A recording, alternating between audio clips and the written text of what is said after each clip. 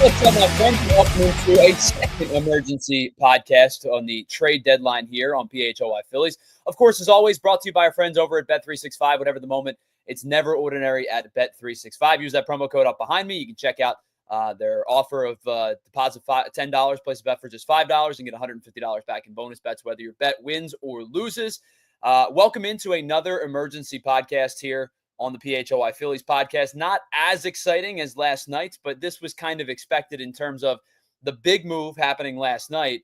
The smaller move probably was going to come today. The Phillies acquire, and actually they make a move with the same team for the second time in 24 hours. They make a move with the Minnesota Twins. They acquire outfielder Harrison Bader. In exchange, they'll give up their 12th ranked prospect, Hendry Mendez, and pitcher Geremy Volloria. We'll talk more about both of those guys in just a little bit, but I think the reason that you're here is to discuss Harrison Bader and what his impact is going to be with the Phils.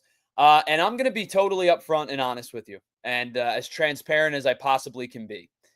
This is a meh move for me. Does it upgrade the team? Yeah, I think it does. It upgrades you over Max Kepler and Johan Rojas and whatever your splits and platoons were going to be. There's no question about it. But this is a little bit of a meh move for me. It brings in a player in Harrison Bader who, let's talk about the good first. Harrison Bader is an elite defender. There is no question about it. He is in the high 90th percentile almost every season when it comes to range and outs above replacement. He is a very good defender in both center field and in left field with a really strong arm to go along with it. So the good of Harrison Bader is he's an excellent defender and a very good base runner at that as well. He's in the 82nd percentile in sprint speed. Just 10 stolen bases this year, but only 2 seasons removed from 20. He had 17 last year. He's a good defender, and he's a good base runner, and I think that they'll both help the Phillies for sure. Take a look at his numbers. 258 average, a 339 OBP, 439 slug, 778 on base percentage, 12 home runs this year and just 271 at-bats. It matches his season from a year ago. He's got 70 hits over those 271 at-bats. And it's a better year for Harrison Bader offensively than it was a season ago. Now, if you watch the show in the offseason, Jamie Lynch and I were talking about the potential pieces that could fit for the Phillies, and Harrison Bader's name came up along with guys like Max Kepler. And Jamie and I were both pretty adamant about being anti-Harrison Bader, and the reason being is because the offensive numbers were so bad last year. It really didn't intrigue me to be an upgrade over guys like Brandon Marsh and maybe even guys like Johan Rojas. It's been a better year this year in terms of offensive productivity, but I'm not going to sit here and tell you that this move wows me. It's a move that I think makes you better, but it doesn't make me excited, especially considering coming off of the move that you saw last night. If you look at the Baseball Savant page for Harrison Bader, there's a lot of blue in it, right? Doesn't hit the ball all that particularly hard. His numbers are probably expected to be a little bit worse than what they actually are. His chase rate's not particularly good. He swings and misses a lot this year. He struck out a good bit this year. And his chase rates and his whiff rates specifically have kind of gone in the wrong direction in each of the last couple of years. So I went back and I started in 2023, and his chase rates were bad, but his strikeout rates were good. He was chasing at almost 36%, but only striking out about 17%. Last year, that number came down from 17 all the way to 21, almost 22. And so far this year in 2025, his strikeout rate is at 26.4%. His whiff rates and chase rates have always been kind of below league average. They're going in the wrong direction, however, over the last 2 seasons. And this year, again, it's probably the worst of the last couple of years, where he's in the 19th percentile of whiff rate and in the 27th percentile of chase rate. So to put that all together, offensively speaking, I think he's better than Max Kepler. I think he's better than Johan Rojas, but I'm not sure this is the difference maker that a lot of people were looking for. Now, I know a lot of people today were thinking about Steven Kwan. We're thinking about Ramon Laureano. We're thinking about more upgradable moves after they went out and acquired Yohan Duran. Now, I don't think guys like Luis Robert were going to come into play. I think the White Sox were going to ask for too much. I don't think Jarren Duran was going to come into play. I think the Red Sox were pretty content on keeping him. But I think the names that a lot of people have fallen to were Steven Kwan, because it feels like the Guardians are going to be sellers, and Ramon Laureano, who's picked up a lot of steam over the last couple of weeks. from the Baltimore Orioles, having himself a really good year. Andrew and I talked about Ramon Laureano over a month ago at this point, talking about how much we thought he would fit as kind of that opposite platoon piece and maybe even a little bit more. So it turns out it's Harrison Bader. And like I said, I'm fine with the move. I think it does make your outfield better, but I don't think it makes your outfield better in the sense that a lot of people were looking for. Now, again, I don't think the Phillies were going to make a big splashy type of move, but I do think there was probably more to be had than a Harrison Bader. I think that what Harrison Bader brings you, if we take a look at his splits this year, he actually has reverse splits. He does only have 80 at-bats against left-handed pitching, which is kind of funny considering he's a right-handed bat. But I think that the fact that he hits from the right side is something that the Phillies were valuing because of their kind of lefty-heavy lineup. And that's something that they were going to be keeping an eye on for a majority of the players that they were going to acquire. He actually has more than double, actually closer to triple the at-bats against right-handed pitching this year. And his splits are a little bit better. 266 average against righties, OBP up close to 350. The OPS is about 780. The home runs are pretty split, and he has more power against lefties, obviously. 5 home runs and 79 at-bats against lefties, 7 home runs and 192 at-bats against righties. The hits are pretty staggering just because of the amount of at-bats. So Harrison Bader can handle himself, at least is handling himself this year against right-handed pitching. He had a really slow start to the year in the end of March and the beginning of May. Had a really good rest of May. Ended up hitting 322 over the course of May. Hit 2 home runs, drove in 8 in that month. June was a little bit of a dip for him, a 194 average, back up in July to a 290 average. So it's been kind of a roller coaster season for Harrison Bader so far this year. And the slug has kind of sat anywhere from 310 all the way up to almost 590. So when Harrison Bader's hitting the ball well, he's hit the ball well this year, an OPS of almost 950 in the month of July, when he's not, an OPS of 572 in the month of June. So I think with Bader, what you're getting is a guy who is walking a little bit more than he has in years past. His career high in walks is 46 in a season. That's over 128 games. So far this year, he has 27 over the first 96. It's still not a lot, but it's more than the 21 over 143 last year. And it's why you see his on-base percentage jumped up from 284 last year to 339 this year. So he's walking a little bit more. The power is there in terms of for his career, right? His career high is 16. He's had 12 4 times, including this year, but he's got 12 again over 96 games as opposed to the 12 last year in 143. Again, this is a fine move. It doesn't make me like super excited. I think he will probably platoon in left against left-handed pitching.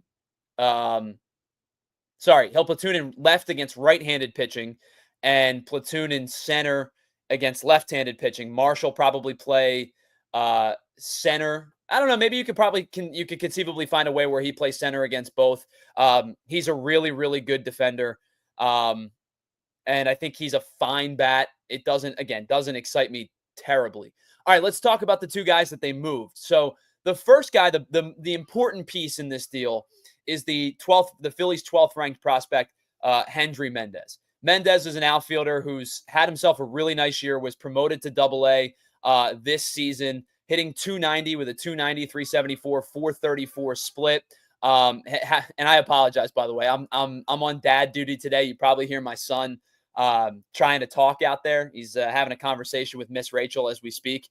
But Mendez is having himself a fine year. He's become a decent prospect for the Phillies. But I do think if you look at the Phillies prospect pool, there are at least 3 outfielders that the Phillies value more than Hendry Mendez at this time. Justin Crawford, of course, Dante Nuri, Griffin Burkholder, and you could even probably tell yourself with the 7th ranked prospect, Gabriel Conis, they value him more. So it's probably somewhere in the 3 to 4 range of outfielders that they have that are more valuable to the Phillies than what Hendry Mendez does. But I think Mendez has really risen in the ranks over the last couple of years. and has made himself a good prospect for the Phillies. And since being traded by the Brewers for Oliver Dunn, has been pretty good. The next guy is and I'm gonna be dead honest with you here. I try my best to follow prospects. I think we all do. But if you've heard of Geremy Volloria before, you're going to have to fill me in on the kid. And I say kid because Geremy Volloria is 16 years old. He's 6'2", 175, a right-handed pitcher, but he is 16 years old, currently pitching in rookie ball in the Dominican Summer League for the Phillies Red team. And that's really a flyer type of piece that they're acquiring when you're getting a legitimate, this is a kid, right? So they've acquired a kid and hoping that as he, gets through the system and gets with professional coaching and things like that, they're going to be able to feel more comfortable with him. The Twins are, as they, as he progresses. But the big piece in this is Hendry Mendez. If we take a look at Harrison Bader's contract, I believe he is a rental, and I will double check that just to be safe, but I believe he signed a 1-year deal with the Twins. Excuse me, it ended up being a 2-year deal with a mutual option for 2026. The value of that mutual option is $10 million if he's on the team, or $1.5 million if the Phillies end up buying him out. I would imagine the Phillies will not look to pick up $10 million on a fourth outfielder. And I think it's going to end up being a $1.5 million buyout. So to me, this feels like a rental for the next couple of months.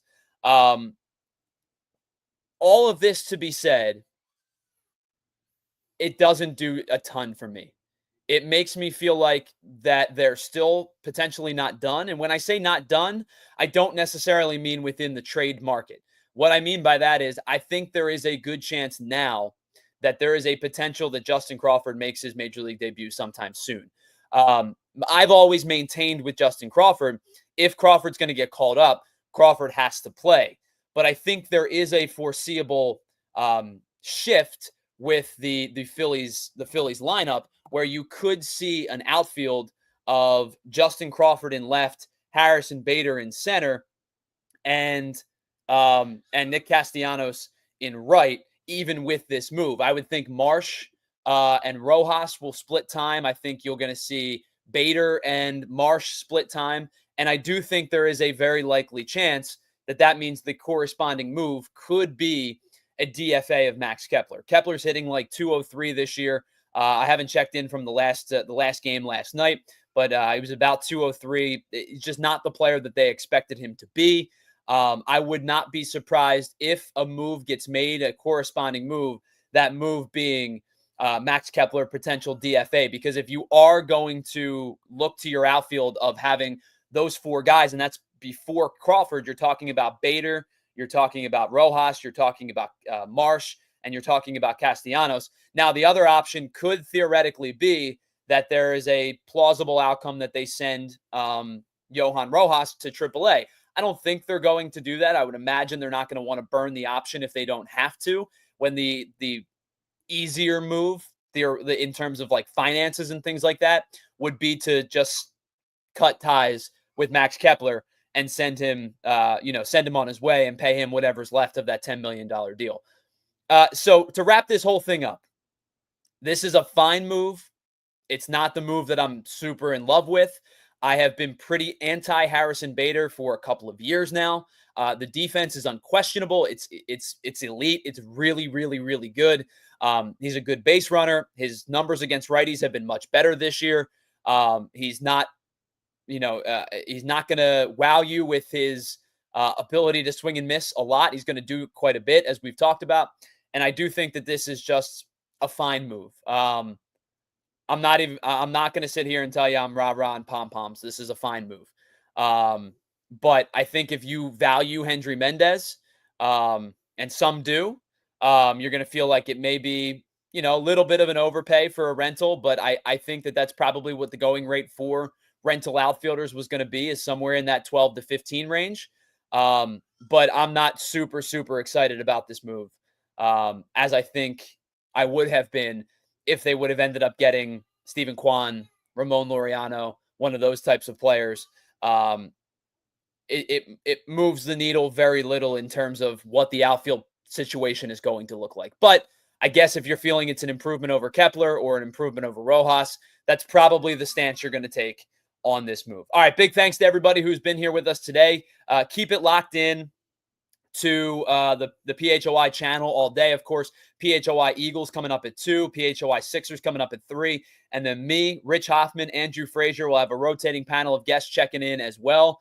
Starting at 5 o'clock, we'll do our trade deadline show. I'm not sure if the Phillies make another move. If they do, in the next couple of hours, we'll be back. I'm going to make my way into the studio in just a little bit, but we'll be back at 5 o'clock if they don't make a move. And if they do, we'll check in with you beforehand. So far, Phillies trade deadline, they acquire Yohan Duran, the closer. Great, actually probably elite level move, even though they did have to give up Eduardo Tait. We talked about that yesterday. Harrison Bader, fine move so far. And then what they've given up in exchange, Eduardo Tait, Mick Abel, Hendry Mendez, and Geremy Volloria to the Minnesota Twins in exchange. So we'll talk to you in a couple hours, 3 hours to be exact, as the trade deadline is just 4 hours away. Will the Phillies make another move? Regardless, we'll be with you from 5 to 7 to break it all down right here on the PHLY Phillies podcast. Big thanks to everybody in the chat for hanging out. I know there was a wide range of emotions from it's an upgrade to don't like it at all. And we'll talk more about it with Rich and Andrew at 5 o'clock. So big thank you to all in the chat.